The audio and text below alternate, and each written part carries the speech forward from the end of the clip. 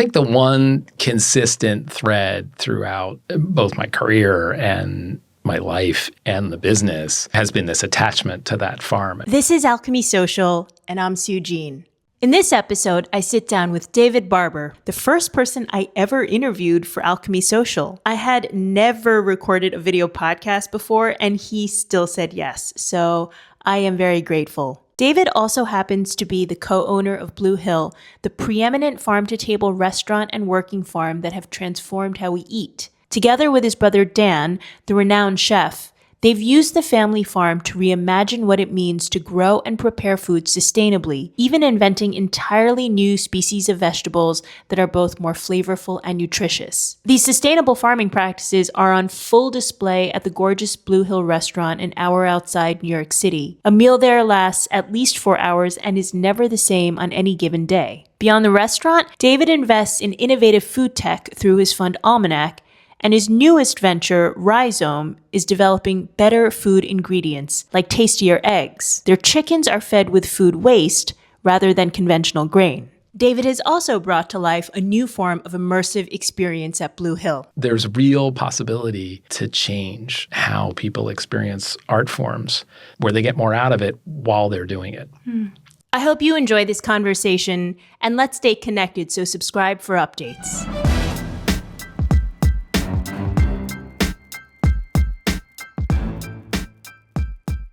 David Barber, I am so excited for this conversation. Thanks for having me, Suji. I'm a New Yorker, and I have been dining out for as long as I can remember. Even as a child, my parents used to take my brother and me to restaurants all around the city as a family bonding activity. And over the years, I've probably gone to thousands of restaurants all around the world. And that said, what is it about the experience at Blue Hill at Stone Barns that makes it so unique and so memorable? And why was it so important to you and your brother Dan to bring this concept to life? Well, first of all, thank you for saying that. It's a nice honor to have, and we do hear it from people, and never often enough. It's a great compliment to the restaurant. In terms of what we're trying to achieve in the differentiation category, it's a big focus on the ingredients and the stories behind what you're eating, and a little bit of why we're supporting those farmers and in particular those ingredients, which sometimes are the lesser known or less coveted parts of a farm's operation, but critical to their sustainability, both financially and ecologically. And that, really dictates the menu that my brother designs. Is how are you servicing that idea in the most thoughtful way, with the understanding that the customer, while game for experimentation and explanation, if it's not going to be delicious, then you shouldn't bother. So deliciousness is first. It's got to pass that bar, which with my brother as the chef is a high bar. But after that, it's a real focus of like what can we include to achieve that, and why are we including it?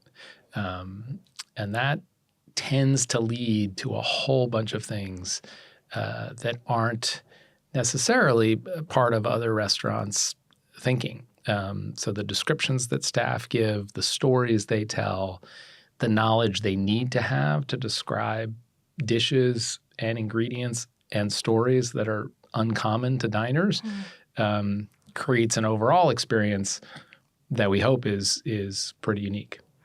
Do you think about in detail the sensory experience that a visitor has? I'm curious because it can't be accidental. I mean, when I went, I've been a couple of times, it feels that from the moment you arrive, there are small cues and rituals that are part of the 4-hour experience. So is there a roadmap, a blueprint that the teams have sat down to architect each moment? I mean, how much of it is pre-planned and how much of it, I guess, is left to chance? There's more ad lib in our restaurant and improvisation along the course of the evening than I think people realize. And that's something we, in some ways, long to get credit for. I know the kitchen does because we don't really cook with a menu. We cook with a series of dishes that are sort of possible over the supply chain that's hitting the restaurant for the week.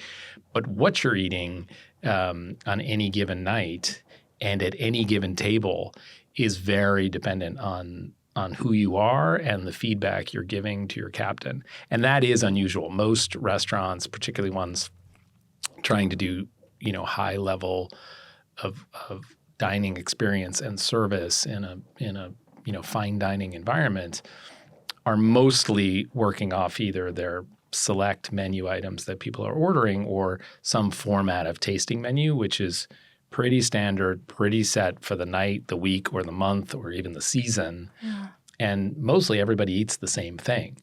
That is not the case at Blue Hill, and it requires a lot of gymnastics that we don't want the customer to be totally aware of that necessarily, but in a way, it's something to think about when you go there because it's not the same for everyone, and different tables are really having very different meals on the same evening. And that's not just about their dietaries, it's about what they're drawn to and whether they're super adventurous or a little more conservative in their interests. And we want everyone to have a good time. And part of the part of your ability to have a good time, part of your ability to experience flavor and great service is your comfort level. So if you're coming and, offal is going to make you uncomfortable, we don't want to serve that to you. We only have so much of it anyway. Yeah.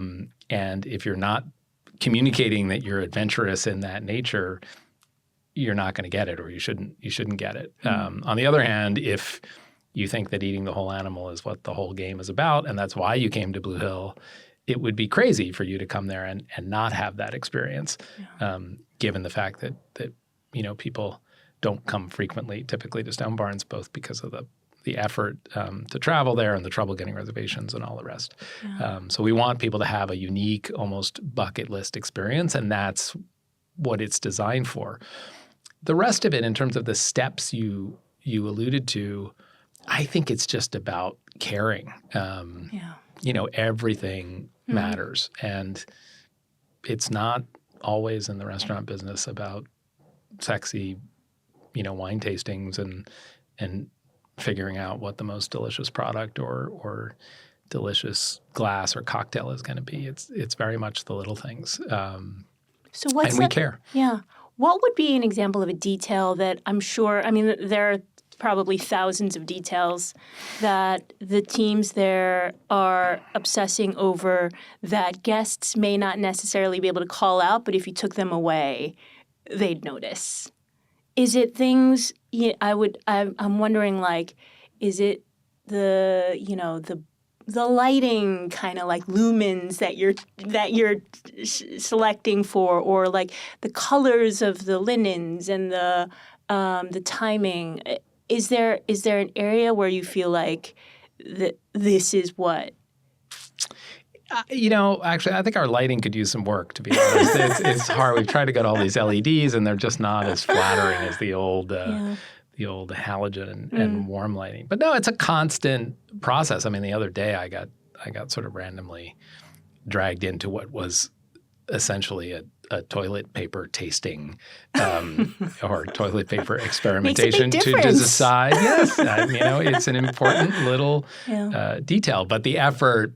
As an owner, that makes you smile, because if people are taking the time to literally line them up and go try them to determine what we're going to put in our bathrooms, then everyone is caring about everything else. It's sort of the idea of you pay attention to the pennies and the dollars take care of themselves. If people are focused on every step of what the guest may encounter and making sure that that's just the best we can possibly provide,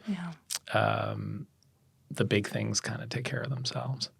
Has it been difficult to balance the ethics of the agriculture and sustainability that is so fundamental to the experience and just the sensory experience? Or do you think that they go hand in hand? Like, is there a tension between the two, or? I don't know if there's an ethical tension. I think that issue of deliciousness that I alluded to is that's a tough one, because the ecological responsibility to support a farm in its entirety means using the rotations and all of the products that farmer engages with in their practice of agriculture. And that's not really how agriculture works, or how it's worked here. And when I mean here, I mean in the U.S. for most of our existence, but certainly in the last 50, 60 years, we've really evolved to this very we know monocrop kind of culture, which is about controlling nature and not really focusing on rotations, but instead focusing on yields that are facilitated by chemicals and all of that. We don't engage in that system for the most part. We're dealing with farmers, but where we began was much more of a farm to table thesis and approach, which was very common at the time that we launched Blue Hill 25 years ago. And that's really what everyone thought was the right thing to do. It turns out that it's the right thing to do, lacking any other information. And as a first step, it's a good move. But having things that you're accustomed to eating, or things that you desire, essentially your shopping list from the grocery store, having those things grown close to your home so that you can call them local is not the whole story. And it's particularly challenging for farmers in our region to do that for some of the most coveted ingredients. And they have to do that so that they have a market. But the way in which they do it, and to do it organically or regeneratively or sustainably, all of those things, requires rotations with nature that have certain crops dependent on other crops. And so you have a whole picture. If you're not buying all of the crops and buying the whole farm, in essence, you're presenting that farmer with challenges, because there's no other way for them to do it without chemical inputs. So you can't, you kind of can't just buy their tomato. You have to understand what it takes them to grow a great tomato, and think about is it reasonable to support that farm in multiple ways. What do you think is a farm-to-table myth that annoys you? It's not really enough if you want to talk about sustainable agriculture and sort of long-term success for agriculture in our region. We and by the way, that applies to the globe. Each region has strengths in their soil and in their weather patterns and in their ecology and in their bioregion. And those strengths should be leveraged in that population's diet. That's the essence of farm to table. That's eating regionally and supporting biodiversity and bioregionalism in your area. And by definition, that's going to be a different diet wherever you happen to be located. I think people think that they can just go with their recipes and their desired products and communicate that they want them grown locally, and that will be enough. And that is a myth. That doesn't work over a long period of time. When did you first envision this? Actually, let me take a step back. How would you describe what you spend most of your time on today? Like, what is it that you do? That's a good question. Because you do a lot. Blue Hill at Stone Barns is a fancy one that is iconic around the world, but you are an investor and you have done incredible work in sustainable farming and agriculture. How would you describe? Well, I'm just an interested foodie. It stems back to childhood, where my whole family spent a lot of time, and summers on Blue Hill Farm, which is the original family property that's in the Berkshires, and it was my grandmother's place. And we watched agriculture in that region, in the Berkshires, change dramatically in the 70s when I was a kid, and sort of the results of government policy and shifts in agriculture that took place in the 70s really hit home in the 80s, right, as I was, graduating from high school. And those the economics of that, I was sort of, an economics guy.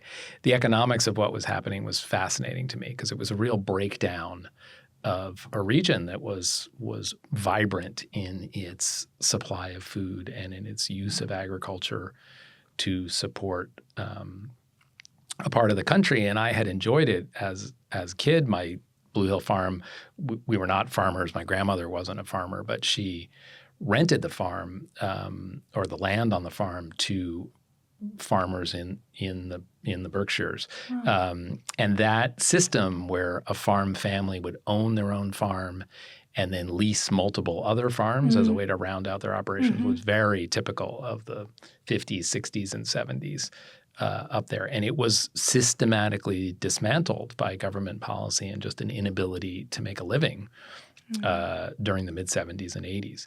And so I was sort of curious as to why that was happening, what was the government's motivation, and how could we, selfishly, how could we save our farm so that it didn't just become, a big piece of land with forest and no activity. So then at what point were you seeing all of this unfold and think to yourself, I will create one of the most memorable experiences we did wrapped around this? It wasn't that as most serendipitous things in your life are. It wasn't that well planned. It was much more of a leap of faith and a desire to do something really with the farm. I mean, it really came back to the farm. The idea was to make sure that we could keep that farm active so that we wouldn't have to sell it because no one was living there. We opened Blue Hill, New York. I had just had my first child.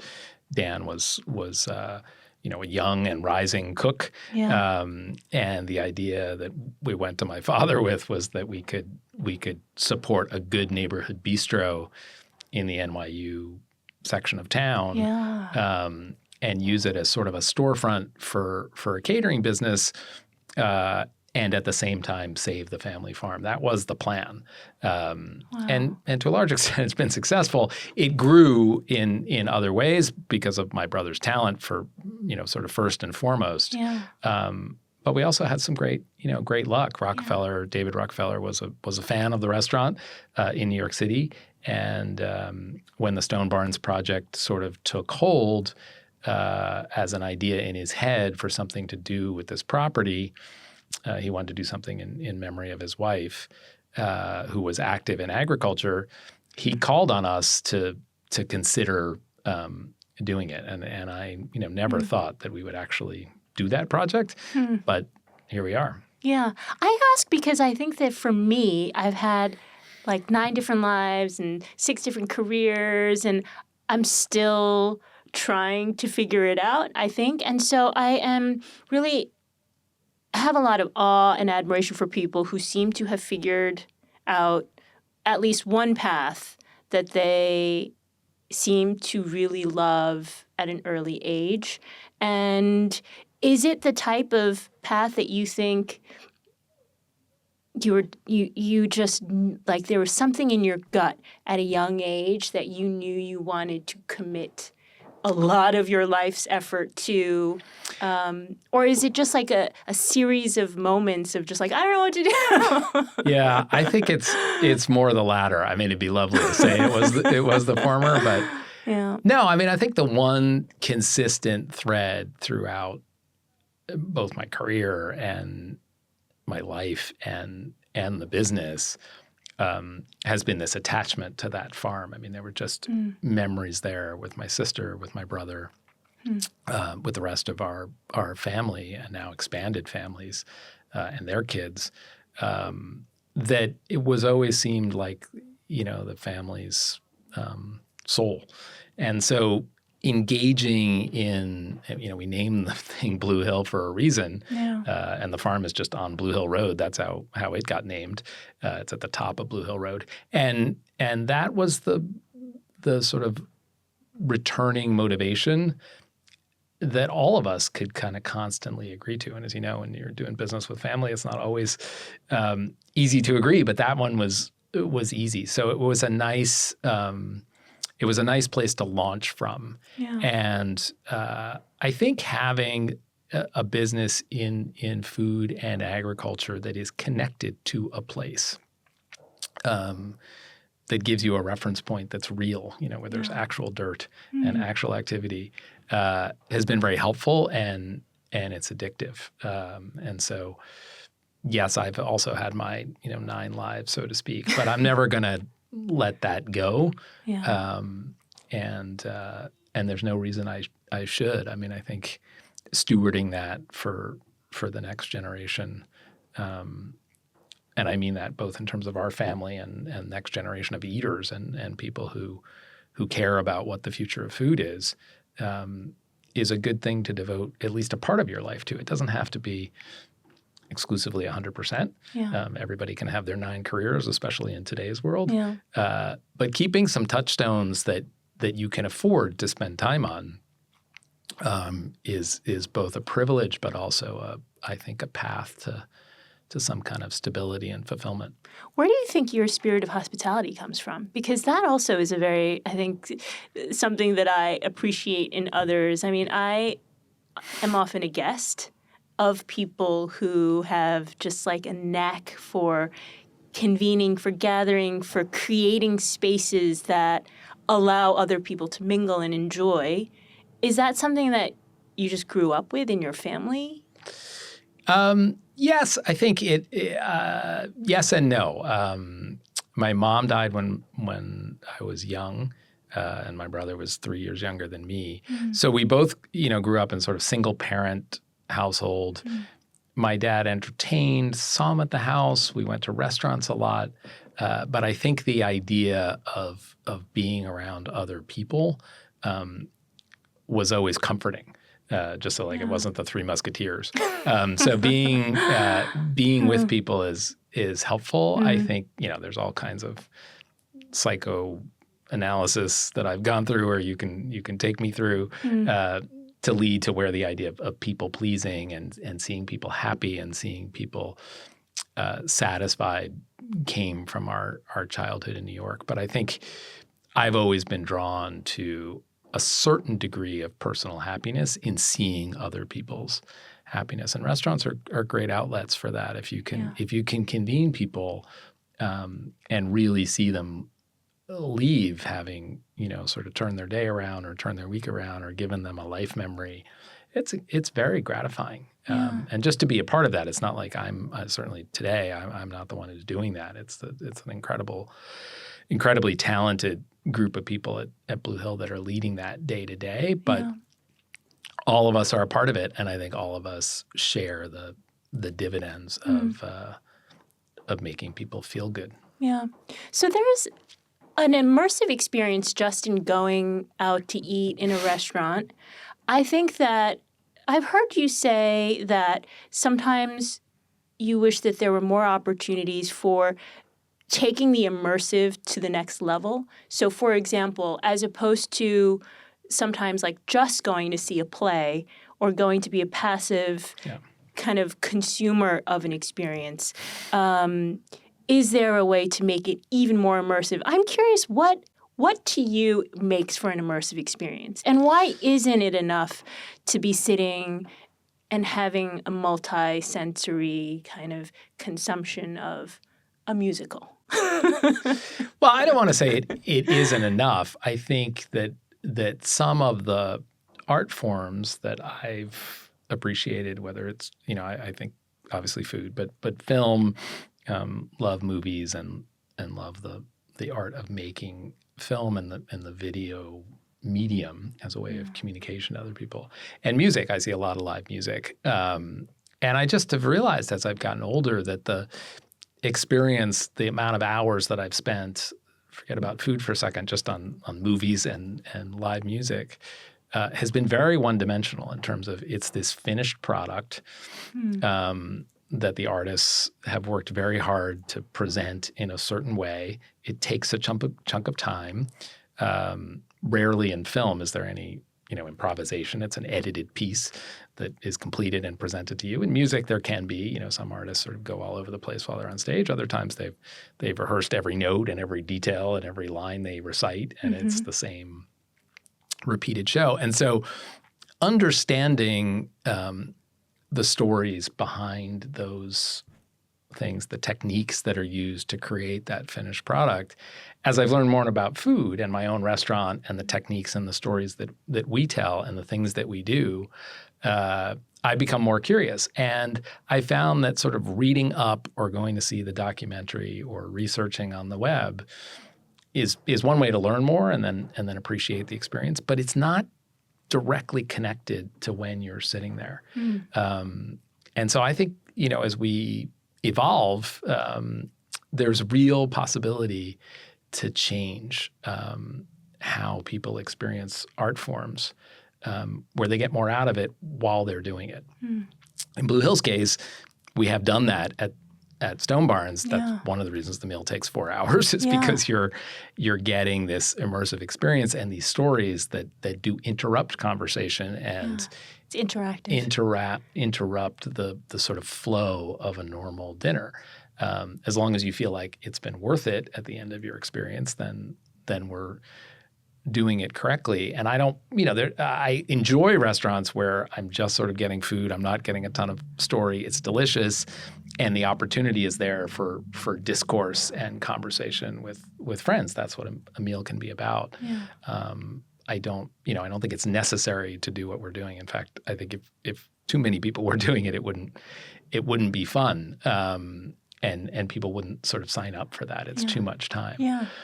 But for other mediums, I think there's a real possibility to maybe shorten the format. With food, it's tough because you need to feed people and they need to eat. But for movies or music, would I go to a concert where I hear less music and a little more story and in depth and learn a little bit more about the artist? I would. I don't know if that appeals to the mass audience, but I think it's fascinating to experience. What is it about that interactivity, that storytelling that appeals to you? Is it that you feel more connected to the artist? I mean, I wonder if that is why I feel so connected to my Blue Hill experience. Is that kind of exchange that I guess I didn't even know I was having with the team and the restaurant? Is that what you think appeals to you? That you feel more connected to the artist? I think it's actually natural. I mean, it appeals to me, yes. I think it if it's done right, it appeals to everybody because your senses, whether you're eating or listening to music or watching a film, if you have context and your brain is opened and thinking about things in different perspectives and with more knowledge about the subject matter, I think you have a different experience. We know at Blue Hill, for example, that people who get stories behind the ingredients taste the ingredients in different ways. Yes, it's an amazing chicken, or yes, it's a great salad that you're about to have, or some unusual root. But the story is what connects it, and I'm quite convinced that knowledge is giving your taste buds and the connection between your taste buds and your brain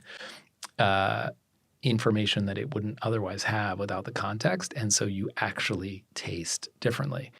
And I think with music, if you know some of the context and know some of the history about the composition of a particular song, you will hear it differently. You may have heard the song 1,000 times and love it for all kinds of reasons, but you may not have heard the whole story. And so if you're curious, why not? Yeah.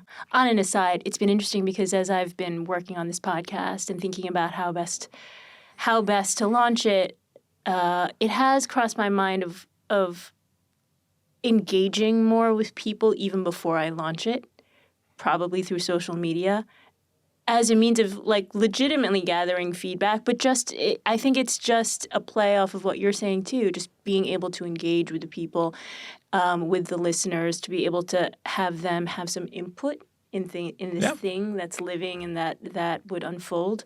What are you most excited about these days? Well, we just launched another business that is sort of sits between Blue Hill and the Stone Barn Center, both of which I co-founded, and so those have been two very significant organizations in my life, but they've struggled for a real space to do actual culinary research in an economically viable way. And by that I mean the Stone Barn Center is strong in agriculture. It's a great experimental farm, and we run good programs for the public and for farmers around these issues. And Blue Hill, obviously a good restaurant and one that has really embraced this idea of eating ecologically and regionally and incorporating ingredients that communicate to the farmer that we will support efforts that they make to truly cultivate soil while practicing agriculture, which is difficult to do and economically very difficult to do if you don't have customers communicating what we are, which is that we will support that effort, we'll buy the whole farm. But to do that and to have that spread beyond just our restaurant at Stone Barns in a significant way, we need to document more of that. We need to document the research, and we need to link the practices to things that are repeatable, the flavors to things that other people can understand, and as importantly, the nutritional value of all of it, so that buyers, customers get a sense that this is also good for their health. So it's good for the ecological health, but it's good for your nutritional health. And then if it tastes great, I think that, the rest of it sort of takes care of itself. But the research part has been hard to do. And it's culinary research. It's how do you work with these ingredients, particularly the ones that are lesser known or not coveted as much, and how do you alter processes and functions in the agricultural system that are kind of designed around mass production and not around regional farms? How do you extract value from a different way of looking at that system? And then how do we share that? So we've put a company in the middle of the two called Rhizome, which is a type of mycelium that grows sort of underneath the earth and then comes to the surface when it's ready for distribution. Okay. And so that's going to be the focus of the next 10 years, I hope. Amazing. And it's not that different from what we've been doing in sort of a macro sense. But in a very specific sense, it is going to put this research in a box, shine a light on it, test and validate that from a research perspective, these ideas have validity and that they are worth spreading. And spreading is an important word because I think in the investment space, where I've done some time, everything around investment in food system talks about scaling. And scaling is actually not something that nature does very well.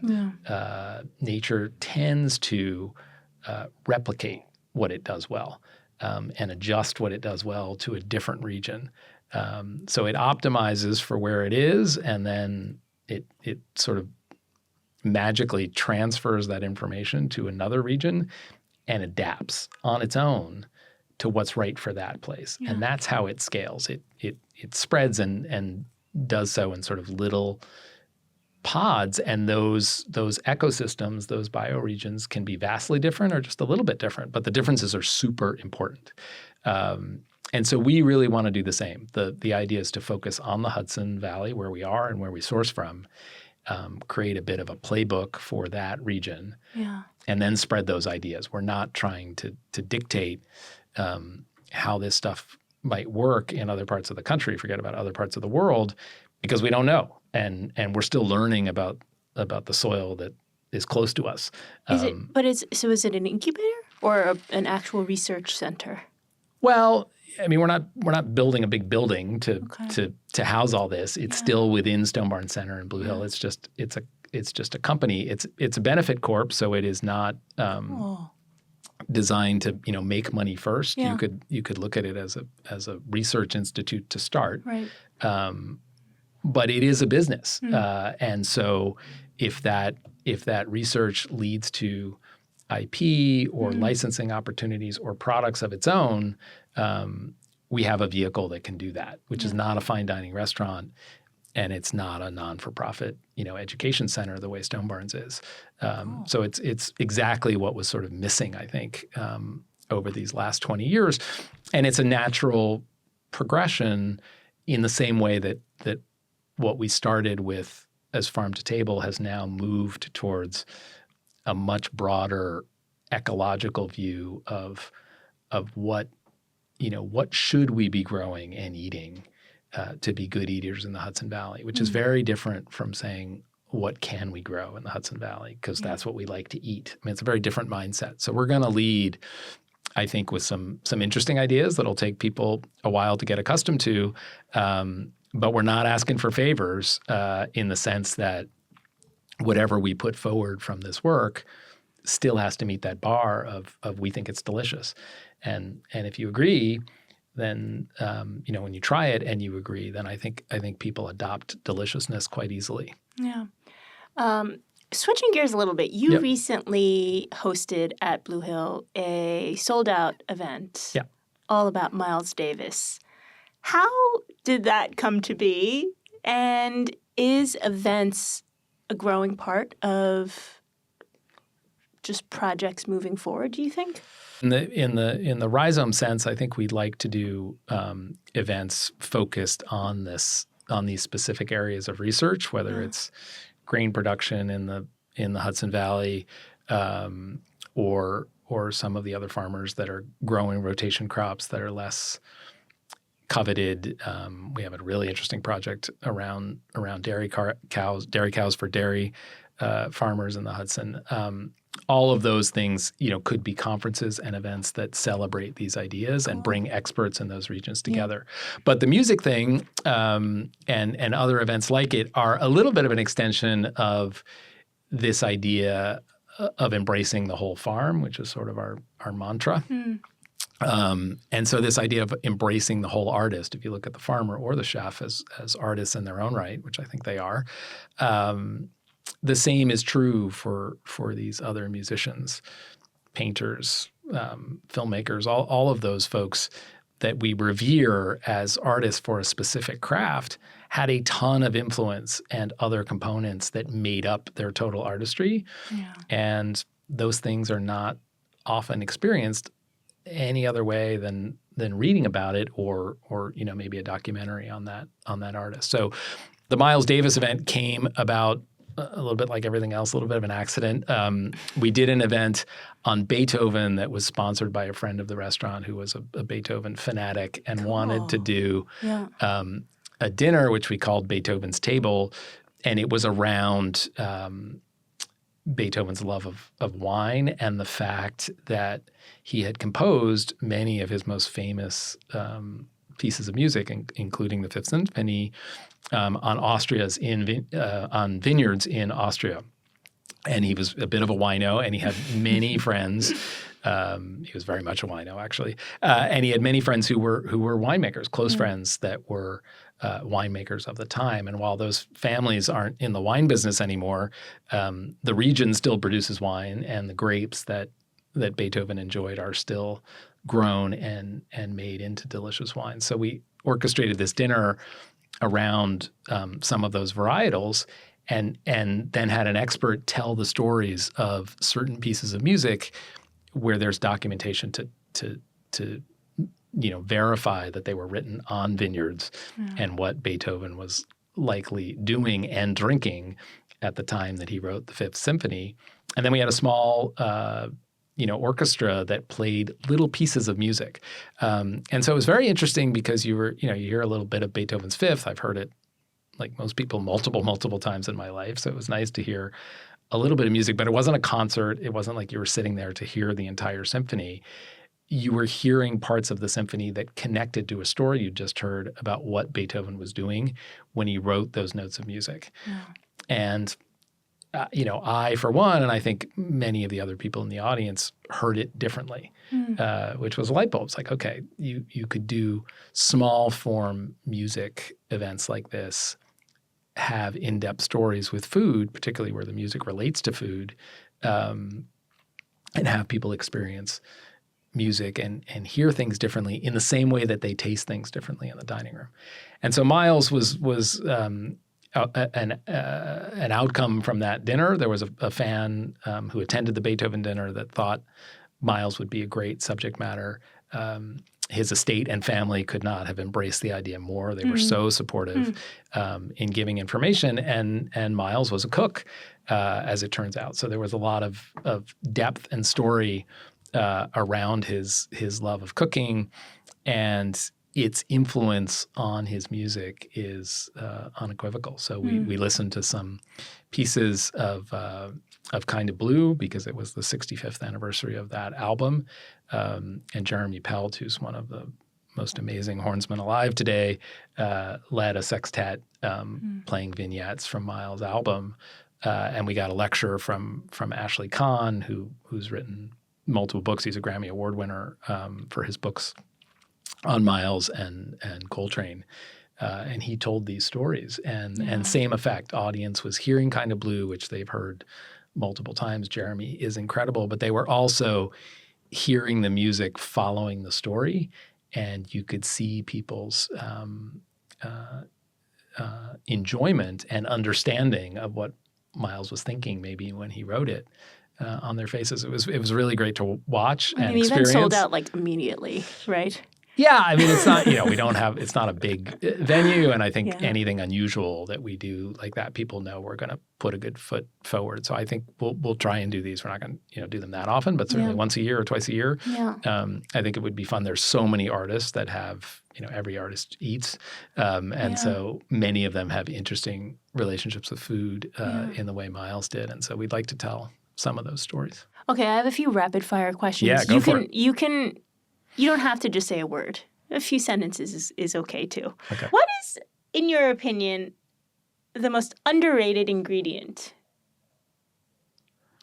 The most underrated ingredient? Oh, that's a good question. Not so much for restaurants, but sort of for the home cook. The quality of good eggs. I'm a huge fan of like breakfast eggs, and I don't eat them enough. And I'm just amazed at what a great food it is. First of all, it's incredibly nutritious. Yeah. For what it is, it's so good for you, and can serve a really great role in the farming landscape. It's just a food you can eat a lot of, feel good about it for the most part, with some small attention to where you're buying it from. It's easy to prepare, and it's a meal. And I think people look at it as a little bit humdrum. Yeah. And I've never understood that. I love eggs. What is a recent experience that you're still raving about? Well, at the top of the list, I went to Japan right after Christmas, basically to start the new year. And we had extraordinary good luck with snow and with these guides, and we were skinning. It was my first time doing the sort of hike to ski routine. I'd done it a little bit, but this was sort of in earnest. It's all we did. So it wasn't a lot of chairlifts. It was a lot of walking and earn your turns, as they say. But it was just glorious, and the topography was so different from anything I've skied before. And then eating Japanese food at the end of your ski day and going to onsens and sitting in hot tub. I mean, it really doesn't get any better than that. And to share it with both of my boys as sort of a life memory was really very special. Amazing. What is a few more. These are fun. What is a life-changing trip you've taken? Life-changing trip I've taken. I think, let's see, my trip to Nepal and that region when I went hiking, it was a while ago now. But in terms of sheer nature, like up near Everspace Camp and in the mountain ranges there, I was altered by the sheer power of mountains of that size and altitude, and very humbled by the Nepalese people. When we did some of the taller hikes, we had Sherpas to help us carry, which I would have died had I had to carry everything because it's hard enough to breathe as it was. And these people, were the warmest and happiest people that I've ever encountered, sort of as a group.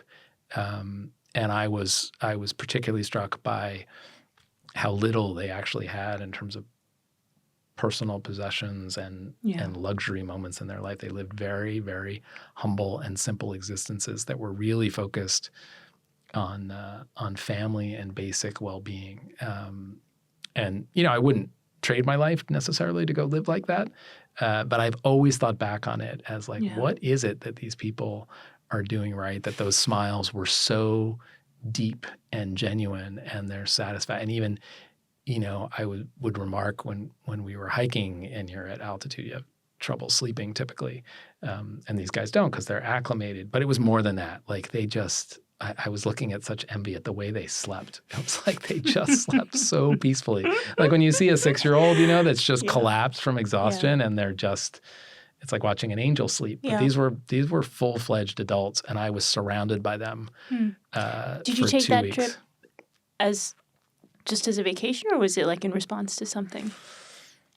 No, it was after college. It was before I had gotten married. It was like a little bit of a early break life in my 20s to like go make sure I wanted to do things in life. And I don't know, it was just an open my mind trip. So I was in a headspace to experience things. And I did several things on that trip that were sort of physically challenging and different, and it was not easy travel. I was in India. I was in a bunch of places where I was backpacking and trying to make money go a long way. But from a spiritual perspective, it always stuck with me, and it's kept me feeling very fortunate for the life that we enjoy here and the life that I've lived, and very grateful, but also in a healthy way, a little bit suspicious of like, is this really? Like what are we all doing here? Yeah, like what are we really supposed to be going this fast and doing all these things? And I think that's healthy to keep asking yourself. Yeah.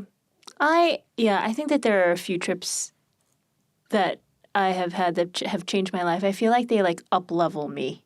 Like they like open up a portal. Yeah. I did a yoga teacher training in Bali, which sounds partly cliche, but for me was pretty profound. And it's a lot of the same themes. It's just like such a foreign lifestyle where people are just focused on living and enjoying, the people and the surroundings around them. It's very hard to travel well, in my experience, because of the time pressures that we put on ourselves, and you don't, you need a bit of time to disconnect yourself from your life in order to really appreciate a different place. And I find it frustrating because a lot of times when I'm just at the point where I'm starting to feel open in that way, it's time to go home. Yeah. So that was also a part of that trip, and that it was a bigger chunk of time. I had quit my job, and I could kind of get out there. But the laying yourself open to experience and possibility, to bring us full circle, links to how you eat and how you get enjoyment out of eating. If you're when I was my early days, my father was very generous in treating me to a couple summers in this program called Putney Student Travel. It's run out of Putney, Vermont. It's been going forever. Anybody listening to this podcast who has a teenager that wants to do something different besides sleepaway camp, I highly recommend Putney trips. Sent both my kids on them. They're an amazing group. But the old man who ran it when I went as a kid used to give this lecture at the airport to all the prospective travelers. And he described it. He described this thing called the Putney Puddle, and the message was most people when they travel get up to this kind of mud puddle, which is where the people live who inhabit the place that you're going to visit, and they like standing around the side and looking. And, maybe they get splashed and they get a sense of what life is like, but they're mostly tourists running around and what he wanted us to do as Putney student travelers was to get in the puddle and get muddy and live there for whatever moments we were allowed to do that in the course of our itinerary. And I always remembered it because that trip I was on was a France sort of an in-depth trip to France for a month as a young teenager, and our first stop after the lecture was the city of Dijon, and they had a huge rainstorm. It was like the worst flooding in 200 years, and outside our little motel, which was near the airport, the entire parking lot flooded, and they had to get rid of all these cars. And as a group, we waded into the middle of the puddle, which was past my belly button in water, and we all stood and took a group picture, cheering that we were underwater. And we sent it to him, and I was told that he had it on his desk until he retired. So we were deep in the Putney puddle, and I always remembered that as an attitude for traveling. And I think it's a little bit of an attitude for life. Go dive in and figure out what makes people tick, whether you're listening to music or dining at a restaurant. What's the story behind it? And generally that leads to more pleasure, appreciation. David, this has been so fun. It has. You are the person who has created one of my most memorable and enjoyable experiences. So thank you for that. We celebrated a milestone birthday for my dad at Blue Hill. And you continue to work on ventures that are connecting people and helping people to rethink the way that they gather and connect.